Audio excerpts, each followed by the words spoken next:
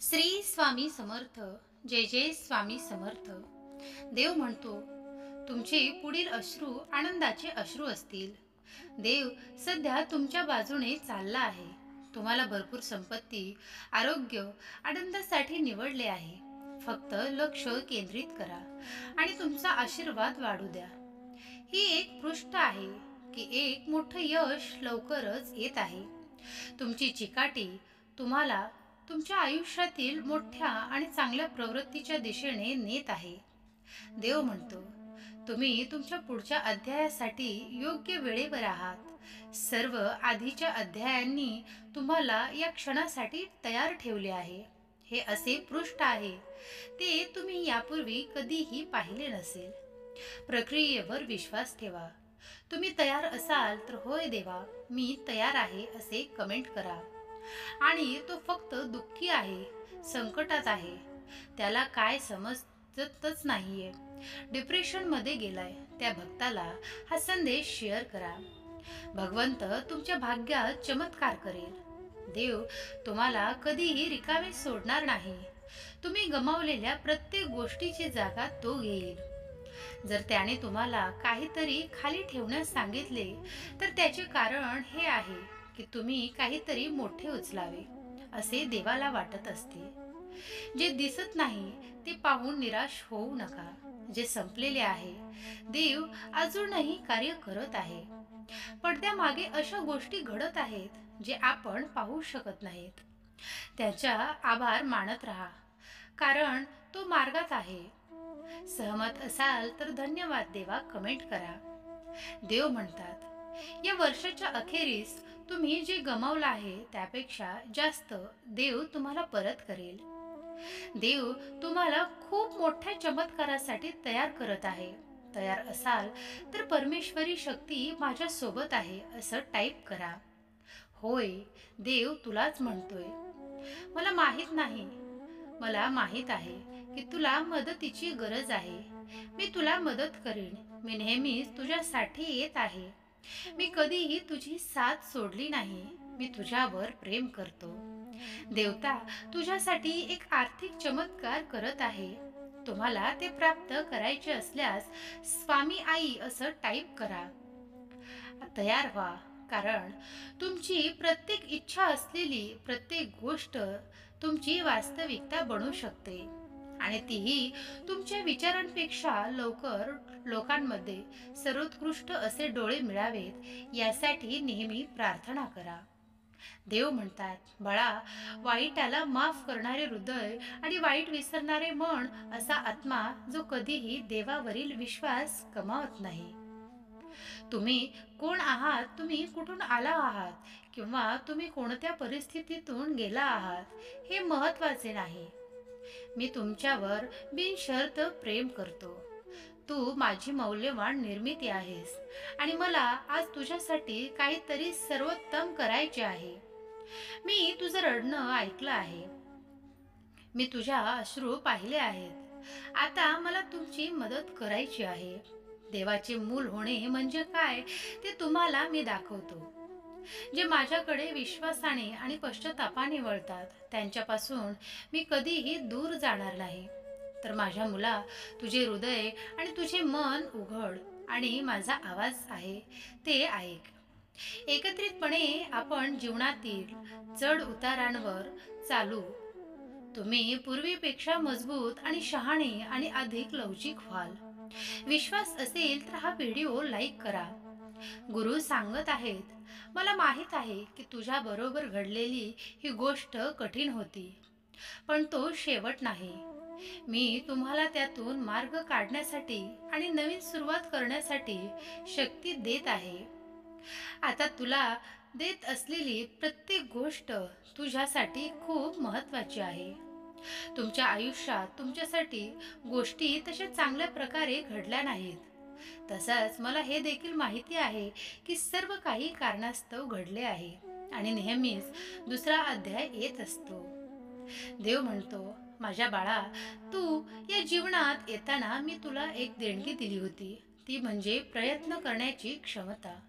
कारण जीवन म्हणजे केवळ परिणाम नव्हे, जीवन म्हणजे प्रवास, संघर्ष, शिकणं आणि वाढणं.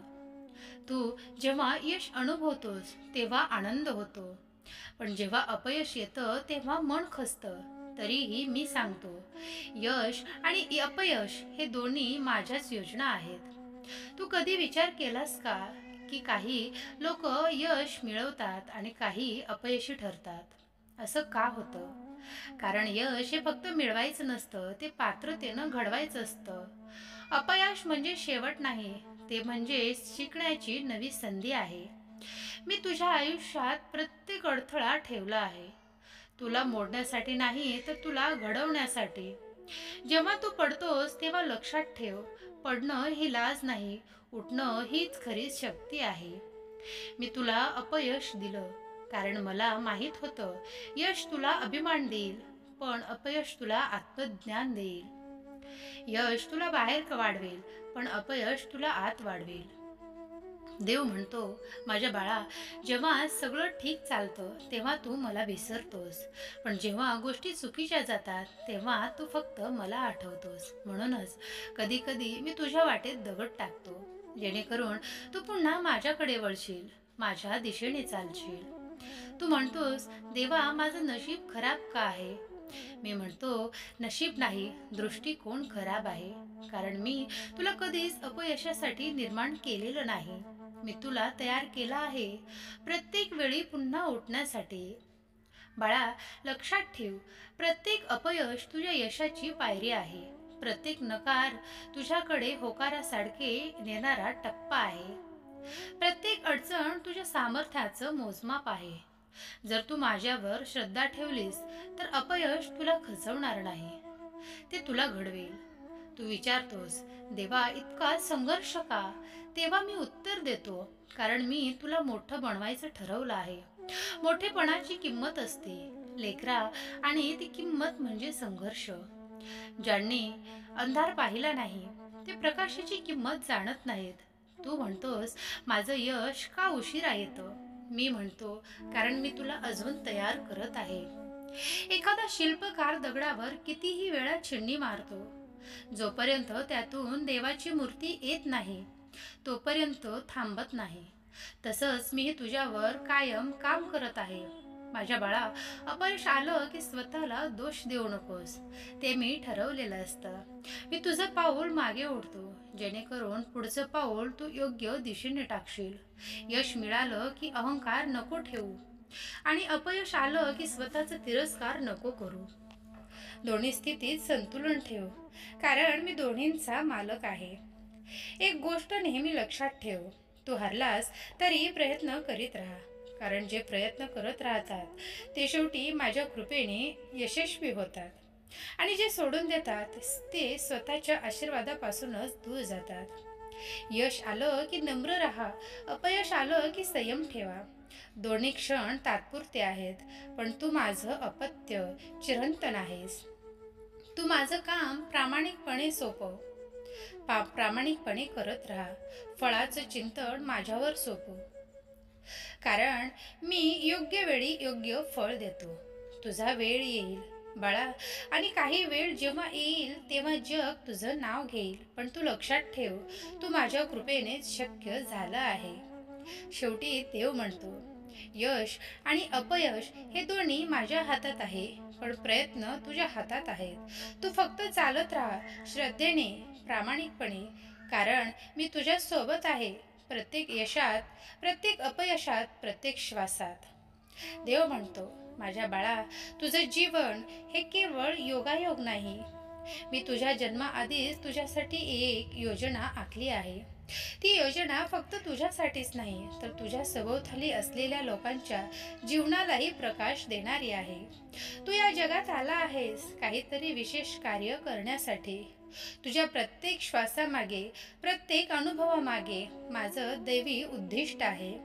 परंतु माझ्या बाळा, हा मार्ग नेहमी सोपा नसतो. कधी कधी तुला असं वाटेल की सगळं काही चुकीचं चाललं आहे, मी तुझ्यापासून खूप दूर गेलो आहे. पण लक्षात ठेव, जेव्हा रात्र सर्वात गडद असते तेव्हाच पहाट जवळ येते. कधी कधी तुला वाटेल की मी एकटाच आहे, पण मी सांगतो, तू एकटा नाहीस, मी तुझ्या सोबत आहे. तुझ्या प्रत्येक श्वासात, तुझ्या प्रत्येक अश्रूत, तुझ्या प्रत्येक प्रयत्नात. जेव्हा तू पडतोस तेव्हा मी तुला उचलतो. जेव्हा तू थकतोस तेव्हा मी तुला बळ देतो. जेव्हा तू हरतोस तेव्हा मी तुला दिशा दाखवतो. तुझ्या आयुष्यातल्या अंधाराला घाबरू नकोस, कारण त्या अंधारातूनच तुझ्या प्रकाशाचा जन्म होतो. तू तुझ्या परिस्थितीचा बळी नाहीस, तू तुझ्या वास्तवाचा निर्माता आहेस. मी तुला सामर्थ्य दिले, विवेक दिला आहे, मनात श्रद्धा रोवली आहे. ही श्रद्धा तुला प्रत्येक वादळातून पार नेईल. म्हणून जेव्हा तुला वाटेल की सर्व काही संपले आहे, तेव्हा थांबून माझं नाव घे. मी सांगतो त्या दिशेने चाल. मी तुझ्या सोबत आहे. विश्वास ठेव, प्रयत्न कर, कारण माझ्या योजनेत तुझं यश निश्चित आहे. मित्रांनो, तुम्ही अजूनही आपलं हे भक्तिमय चॅनल सबस्क्राईब केलं नसेल तर जरूर सबस्क्राईब करा. व्हिडिओला लाईक करा.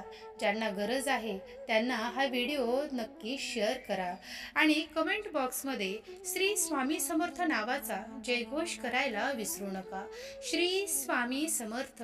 जय जय स्वामी समर्थ.